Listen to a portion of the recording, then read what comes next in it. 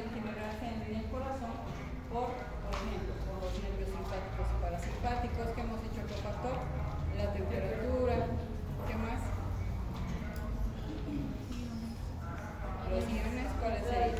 El potasio y el calcio, ¿no es cierto? En los cuales pueden generar grandes problemas, ¿no? Hemos visto los nervios simpáticos, hemos dicho la estimulación, por ejemplo, simpática que va a hacer, va a aumentar, la parasimpática va a generar una disminución, dependiendo de su momento de actuar. Los iones potasio y calcio, hemos dicho lo mismo, el ion potasio puede generar tanta disminución de su fuerza para que tener, ¿no es cierto?, una buena contracción o hacer tan débiles esas paredes que ya en un momento dado no va a llegar a funcionar absolutamente nada. Además, como dicen, bloquean conducciones de nuestros impulsos de asa auriculoventricular, elevación más una mayor concentración, entonces más los impulsos que va a ir bloqueando, más las paredes que va a disminuir, ¿no es cierto?, esa distensión. Entonces, ¿qué vamos a terminar dando? Puede llegar hasta fallecer, ¿no es cierto?, la persona por una falta de poder hacer los impulsos, el control de todos estos, por mejor dicho, el viaje para que se haga la contracción, ¿sí? Hemos dicho lo mismo del calcio, ¿no?, que es por el contrario, el ion calcio produce debilidad, o cuando hablamos de excesos también de la parte del calcio, ¿sí? El efecto de la temperatura es lo mismo. Hemos dicho el aumento de la temperatura es por la misma vasodilatación, ¿no es cierto?, que nos va a hacer aumentar la frecuencia cardíaca, ¿sí? Y la hipotermia, que vamos a hablar así de extremas temperaturas, entonces de igual forma nos va a generar una disminución de esa frecuencia cardíaca, ¿no? Si vamos a llegar de hablar demasiado alto, o sea, estamos hablando de extremos, ¿no?, tanto en la temperatura demasiado alta como en la temperatura mucho más alta de la ¿sí? Ahora, estos efectos, hemos dicho, sobre todo es porque simplemente porque el metabolismo, la permeabilidad de las membranas que van a empezar a actuar, ¿no? Y ahí va a haber una alteración en el proceso de todo esto, como dice, de la autoexcitación, ¿sí? La contractibilidad, la falta de conducciones, si van a haber bloqueos, o sea, por temperaturas altas o temperaturas bajas, entonces ahí van a existir la disminución del impulso, o demasiado, ¿no? Pero decimos, el cuerpo no va a aceptar, como se dice, extremos, ¿no es cierto? Eso es otro cosa. La excitabilidad. Hemos dicho que nuestro corazón tiene un sistema especial para autoexcitación rítmica. De una forma repetitiva, 100.000 veces al día o 3.000 millones de veces en una vida humana. Estamos hablando por todo el tiempo de vida, ¿no? Si esto para, es porque ya ya dejó de funcionar. Se va viendo de que va a hacer esa autoexcitación continua, ¿sí? ¿Quién es esto? Va a ser realizado por estos sistemas. Genera impulsos eléctricos para iniciar la contracción, conduce además estos, generan primero y después va a conducir, ¿no es cierto?, estos estímulos. Cuando este sistema funciona normalmente, las aurículas se contraen aproximadamente unos de 6 segundos antes de la contracción ventricular, porque ya les he dicho, tiene que ir con el ritmo. ¿Y el ritmo qué significa? Que va de las aurículas a los ventrículos, un vaciado pasivo, ¿no es cierto? Y después llega un último 20%, ¿se acuerdan que decíamos que es lo que va a ayudar la aurícula para que se pueda hacer esa contracción de los ventrículos, generando la sístole, ¿no es cierto? Entonces, eso es lo que vemos que va a hacer el bombeo después para la parte general. ¿Qué hemos hablado del sistema de excitación? ¿No es cierto? El sistema es el sistema de excitación especializado y de conducción del corazón. Como ya les decía, ¿qué tenemos?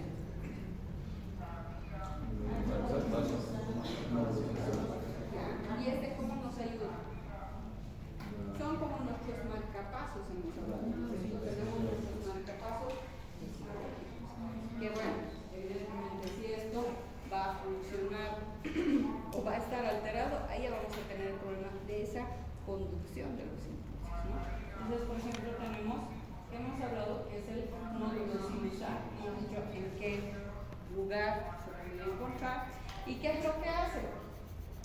Normalmente, Las fibras de este nódulo sí son casi, no tienen primero filamentos musculares contráctiles y cada una de ellas tiene, hemos dicho, 3 a 5, a comparación de lo que tenemos de la parte de las aurículas, que generalmente tienen 15 milímetros de diámetro.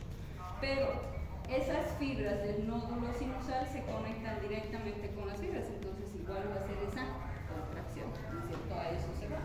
Por eso se dice que nuestro nódulo sinusal van a pasar, por eso dicen todos nuestros potenciales de acción comienzan ¿dónde? En el nódulo sinusal. Se propagan inmediatamente hacia la pared del músculo auricular. Pero primero siempre hablamos aurículas y después ventrículos, ¿no es cierto? Que van a hacer esta conducción. Sí, vamos a ir viendo poco a poco, pero miren, ese sistema que hemos dicho, ¿no es cierto?, de excitación o de conducción del corazón, ¿qué es? Es una red de células musculares cardíacas modificadas que en general conducen el impulso eléctrico para que las aurículas y los ventrículos se contraigan en un orden adecuado. El orden adecuado. La aurícula, ¿no es cierto? No va primero a la segunda, sino a las otras aurículas, ¿no es cierto? Van a un ritmo determinado. ¿Quiénes son los componentes principales precisamente para esto? El nódulo sino-auricular, ¿sí? ¿Que dónde se encuentra? En la aurícula derecha, ¿sí? ¿No es cierto? En la desembocadura de la vena cava superior. Entonces, ¿qué vemos ahí? Se encuentra este nódulo auriculoventricular y desde ahí se podría decir que comienza la conducción, ¿no es cierto? Por eso se podría decir que ahí es la parte de todas estas conducciones para que lleguen después a la parte de los ventrículos. Entonces, ¿cómo es? Después están unas vías internodales, como decir, son las que van a ayudar a conducir, ¿no es cierto?, ese impulso que estamos hablando desde el nódulo que nace en el nódulo sino-auricular. Hace estas conducciones, estas vías internodales, después pasa al nodo aurículo ventricular. Estoy poniendo una forma, primero así resumida, que vemos los componentes principales. Después vemos el haz de His, ¿sí? Pues tenemos la rama derecha e izquierda del haz y después vamos a ir viendo que tenemos las fibras de Purkinje. Acuérdense un poquito de anatomía, ¿no es cierto? Entonces vamos viendo, es como un caminito, ¿no es cierto?, que van generando, van llevando estos impulsos. Entonces, si nosotros vamos a ver una forma resumida, ese es el camino, ¿sí? ¿Cómo va? Hemos dicho, del nodo sino-auricular, generalmente vemos que va a salir hasta en la parte de las aurículas, después va a pasar el nodo aurículo-ventricular, que se pudiera hacer, que dice que aquí hace un pequeño, voy a decir la pausa, un espacio pequeño, para terminar de hacer que se cargue la parte de los ventrículos, ¿sí?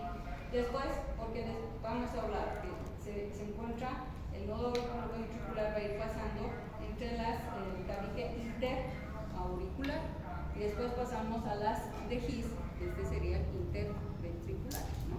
Acuérdense, como les decía, de la parte anterior. Después las ramas derecha e izquierda, las fibras de Purkinje de los ventrículos que van a hacer que se contraigan. Esto es la parte del líquido. Entonces, una forma bien resumida, ¿no es cierto? O sea, de cómo se hacen estas conducciones, ¿no? Entonces, y es ahí donde, si hay alguna patología, como ayer comentaba, el que más arruina esto es el, ¿qué enfermedad hemos dicho? Chagas, ¿no? Lamentablemente, y bueno, porque trata de compensar, eso no lo debe complicar, eso ya van a ver el cardio, porque trata de compensar el corazón, por eso se dilata, ¿no? Entonces, por eso la característica es la famosa cardiomegalia, que es un aumento del tamaño del corazón. Y no solamente se pone ahí, ¿no?, sino donde se pone a nivel del intestino, ¿no? Y ahí igual, o lo hace largo, sobre todo lo hace mucho más, ¿sí?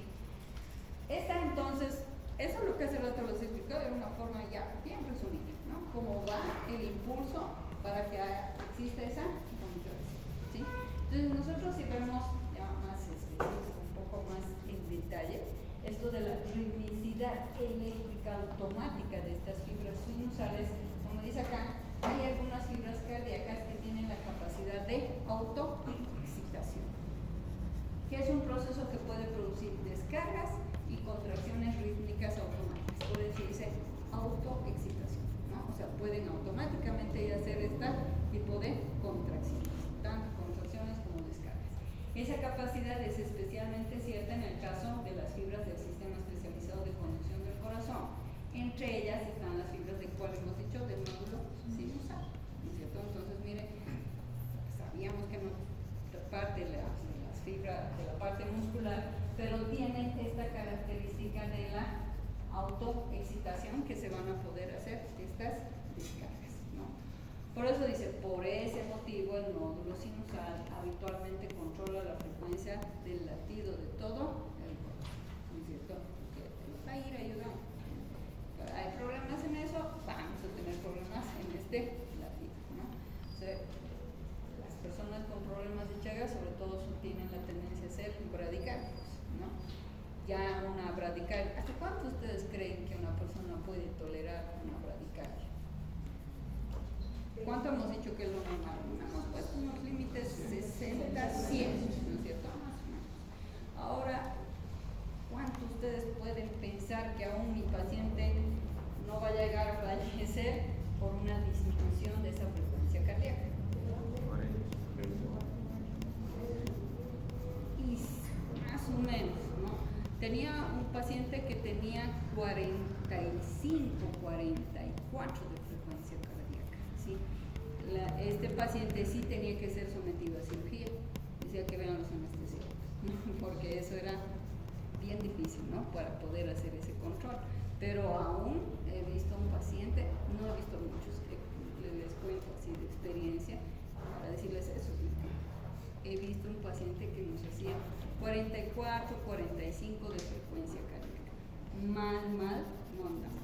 Evidentemente, si él no podía hacer actividades, ¿no es cierto?, mayores, caminar muy rápido, sí trataba de estar, no en reposo al 100%, hacía ciertas actividades, pero mucho más lentas, se podría decir, ¿no?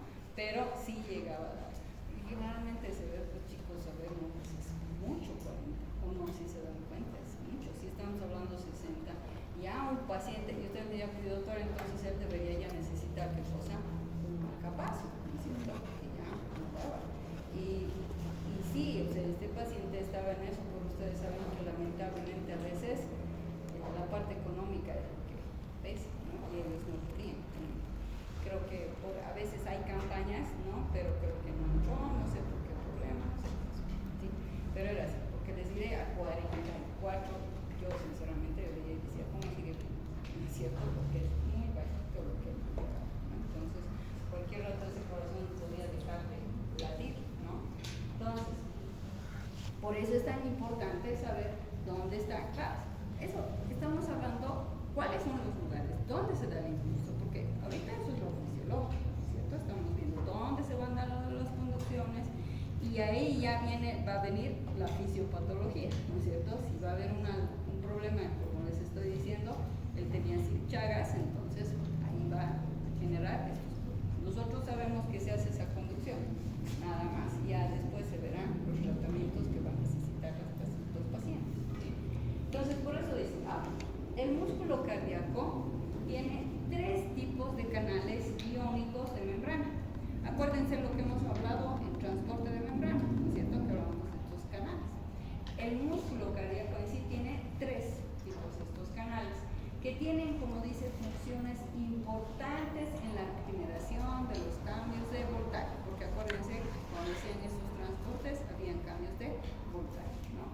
¿Cuáles son? Los canales rápidos de sodio, los canales de calcio tipo L, ¿cuáles eran? Los canales de sodio-calcio, ¿no es cierto? Y los canales de potasio, ¿no? O sea, son los 3 tipos de canales, los que sobre todo van a tener el músculo cardíaco, que van a hacer su función determinada. Como dicen, la apertura de los canales rápidos de sodio durante algunas, mire, 10 milésimas, no estoy diciendo ni siquiera mucho, ¿no? Son 10 milésimas de segundo, es responsable de la rápida espiga ascendente del potencial de acción. ¿Se acuerdan cuando hablábamos un poquito, ¿no es cierto?, de cuando hacemos las ondas, ¿no?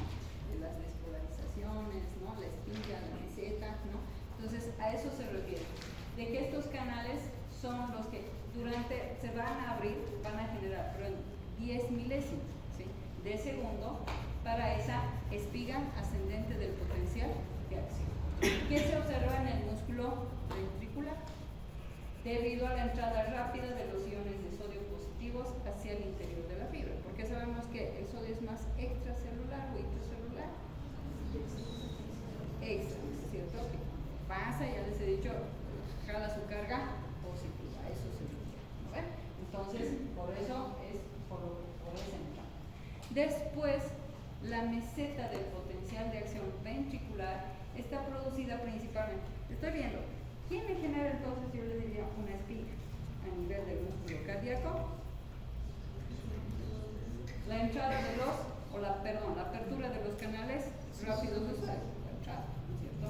Ahora, la meseta, acuérdense que hemos hablado también, ¿no es cierto?, en potenciales de acción. La meseta del potencial de acción ventricular está producida por la apertura más lenta ¿de quién? De los canales lentos de calcio y sodio. Teníamos esos otros canales, ¿no ven? Que dura aproximadamente ¿cuánto? 0,3 segundos. El otro es menos, ¿no? 10 milésimas de segundos, ¿no? Aquí tenemos 0,3 segundos. Estamos viendo, miren, el actual que tenía cada canal. Por eso les decía que tienen esas funciones. Y finalmente, la apertura de los canales de potasio, ¿qué hace? Permite la difusión de grandes cantidades, evidentemente, de iones potasio positivos hacia el exterior, porque ya les he dicho, nunca se encuentran casi, ¿no ven?, entre el sodio y el potasio. Si el uno entra, el otro sale, ¿no ven? Entonces, ya hace la salida del potasio, dicen, a través de la membrana de la fibra y devuelve el potencial de membrana a su nivel de reposo. Entonces, es lo que vemos. En el uno que hace, lo que va a generar es una espiga. ¿Quién? La apertura de mis canales de. El otro, que hemos hablado de los canales lentos de calcio y sodio, es lo que me van a generar una meseta. Y la parte esta de la apertura de mis canales potasio, vamos a decir lo que van a generar como un nivel de reposo. Entonces, es esa forma, por eso se dice que estos canales tienen esa función en el músculo cardíaco, ¿no? Por eso son importantes. Y claro, evidentemente todo eso me hace un movimiento de estímulos, que se mueve, ¿sí? Ahora, la autoexcitación de las fibras del nódulo sinusal, que lo sigo diciendo porque les decía, este es el principal, ¿no es cierto?, que va empezando a hacer estas conclusiones. Debido a esa elevada concentración de los iones de sodio en el líquido extracelular en el exterior de la fibra nodular, así como al número moderado de canales abiertos previamente, los iones sodio positivos del exterior de las fibras normalmente tienden a desplazarse hacia el interior. Solamente aquí lo que me dice es que existe siempre ese movimiento continuo que ya conocemos, ¿no es cierto? Por eso es que hablábamos de estos tres canales, ¿no?, que hacen un intercambio.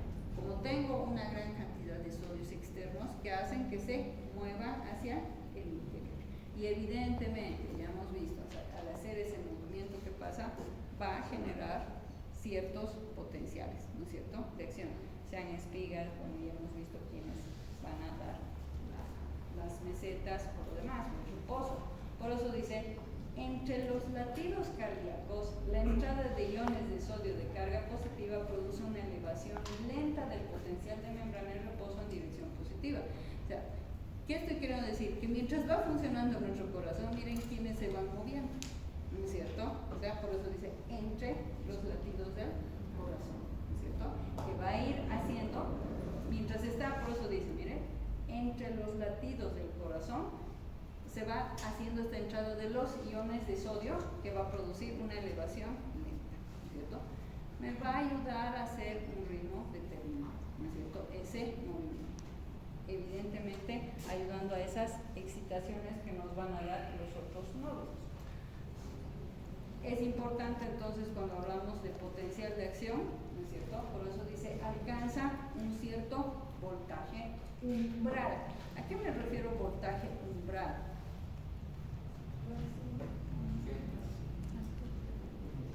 La necesidad local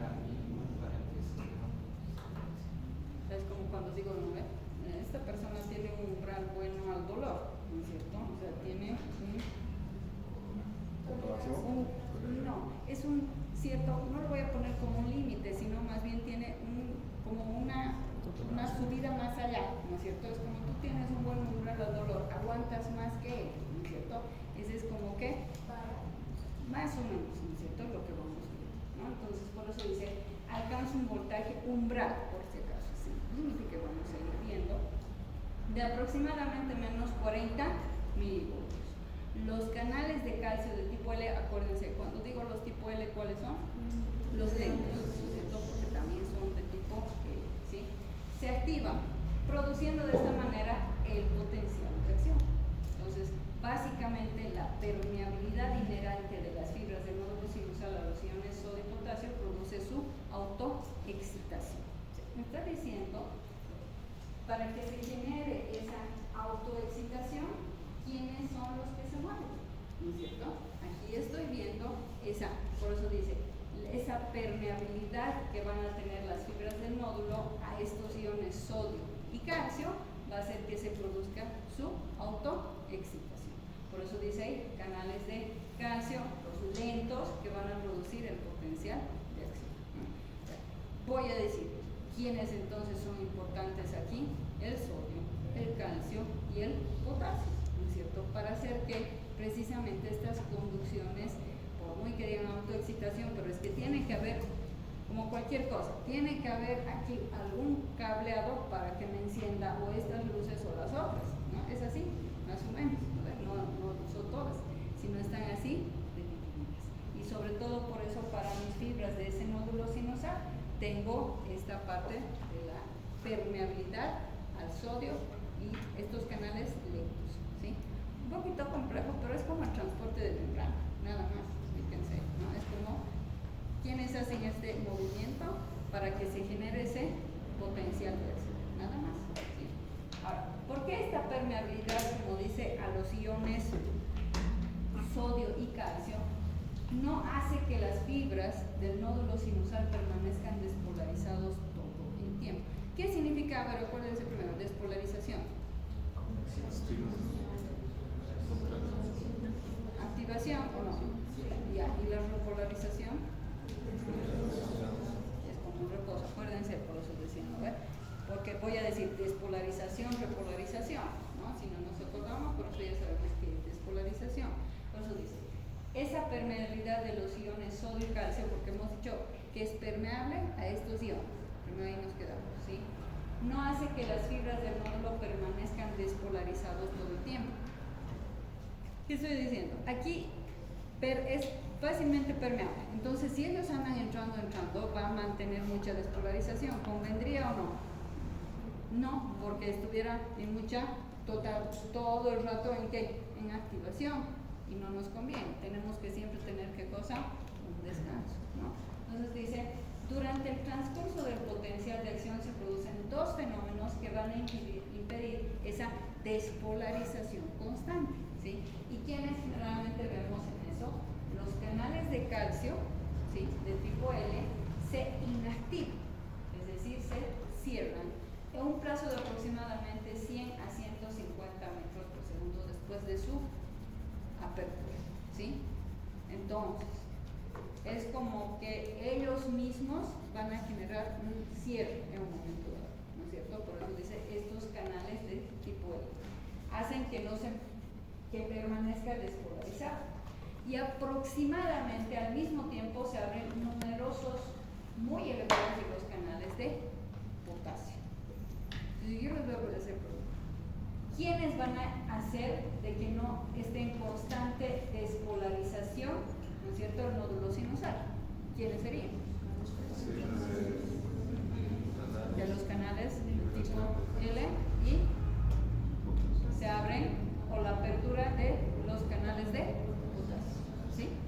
¿Es? ¿No? Siempre les he dicho, acuérdense, en nuestro cuerpo tenemos alguien que rige, ¿no es cierto? Que diga, no, a ver, no vamos a estar en constante trabajo, porque hay que hacer a un ritmo, ¿no?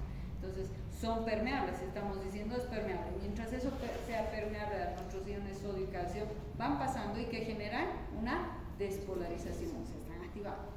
Pero si fuera constante, constante activación. Pero hay quienes entonces vienen, hacen un cierto cierre, ¿no? Se cierran estos canales de tipo L y quienes se abren los canales de potasio, ¿sí?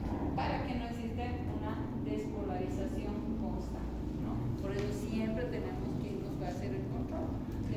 Por tanto, se interrumpe el flujo de entrada, que estamos diciendo que cierra el flujo de entrada de los iones positivo calcio y sodio a través de quienes los canales de calcio de tipo L. Mientras que al mismo tiempo grandes cantidades de iones positivos difunden hacia el exterior de la fibra. Ellos también se van a mover, para que no exista esa despolarización constante. Estos dos efectos que hacen, reducen el potencial intracelular hasta devolverlo a su nivel de reposo negativo y por tanto ponen fin al potencial de éxito. Pero según, ¿no es cierto? Es como decir, correcto, no tiene que ser tan continuo. ¿No? Entonces, eso es lo que estamos viendo, por eso les decía más cómo hacen estos potenciales de acción por todos los lugares que hemos ido mencionando. Además, los canales de potasio permanecen abiertos durante algunas décimas de segundos. Si escuchan ustedes, hablo de milésimas y décimas, ¿no es cierto? No hablo de horas, imposible, ni siquiera minutos, exagerando, digamos, a los minutos a veces cuando vamos a hablar. Después son milésimas de segundos, como dicen, manteniendo transitoriamente el movimiento de cargas positivas hacia el exterior de la célula, con el consiguiente exceso de negatividad en el interior. Acuérdense, cuando les he mostrado, ¿no es cierto?, sus dibujos, que cuando sale lo positivo tiene que entrar lo negativo, o cuando sale lo negativo entra lo positivo.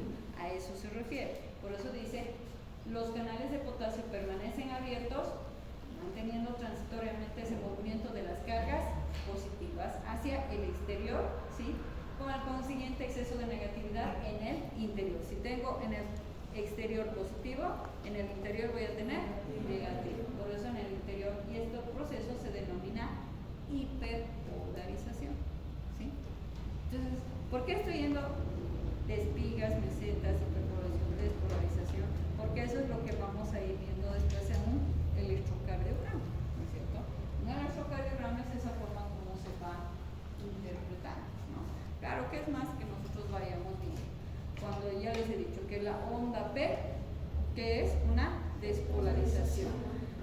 Y si vamos a hacer, yo los voy a enseñar, si vamos a hacer bien minuciosos, es un electro, la primera curvita cuando voy subiendo, esa es una despolarización de la aurícula derecha. Y cuando bajo es la despolarización de la aurícula izquierda. ¿Sí? Y después que éramos el complejo VD. Y cada uno tiene, ¿no es cierto? Yo dibujo y es la despolarización del ventrículo izquierdo. Voy moviéndome así, ¿no es cierto? Y eso es lo que nos muestra. Aquí estamos viendo, que es un poquito complejo, pero simplemente intercambios de quién es entonces el sodio, del calcio, ¿no es cierto?, del potasio, y al hacer estos movimientos están generando esa autoexcitación de quién, de las fibras del nódulo sinusal. Nada más. Este nódulo sinusal va a hacer esas conducciones y sabemos que se hace permeable, pero ya también tenemos que encontrar quién me paga, ¿no es cierto?, esa permeabilidad. Ya hemos visto quiénes pagan, ¿no? Entonces, pero después, ¿cómo se dice? Eso con lo que se mantienen abiertos, porque hemos dicho quiénes se abren, los canales de potasio. Estos que están haciendo, están, claro, en un momento dado han pasado en el exterior, tengo cargas negativas en el interior, y a ese proceso de negatividad en el interior de esa fibra se denomina hiperpolarización, ¿sí? ¿Alguna pregunta o duda que tengan hasta aquí? Ya creo que estamos más claros, ¿no es cierto? O sea, quiero que uno me recuerden bien la parte anatómica del corazón, nada más, porque si vemos es el nódulo, y como se los he puesto el resumen, pasa como que de aquí al nódulo, después a las ramas derechas, nada más, ¿no? Y los ventrículos. Y lo que ahora estamos queriendo ver, cómo se genera ese impulso, ¿no? Nada más. Y después, ¿qué tiene que terminar siendo? Una buena sístole ventricular, para que se pueda ver una buena conducción y proporcionar toda nuestra circulación en una forma general. ¿Sí? Ahí nos vamos a quedar, chicos.